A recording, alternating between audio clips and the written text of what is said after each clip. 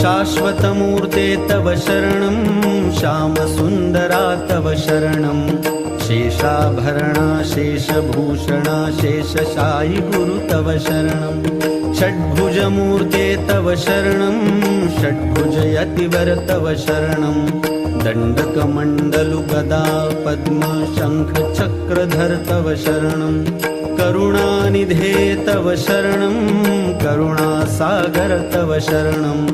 श्रीपाद श्रीवल्लभ गुरुवर नृसिंह सरस्वती तव शरणं श्रीगुरुनाथा तव शरणं सद्गुरुनाथा तव शरणं कृष्णासङ्गमितरुतलवासी भक्तवत्सला तव शरणं कृपामूर्ते तव शरणं कृपासागरा तव शरणं कृपाकटाक्षा कृपावलोकन कृपानिधे प्रभु तव शरणं।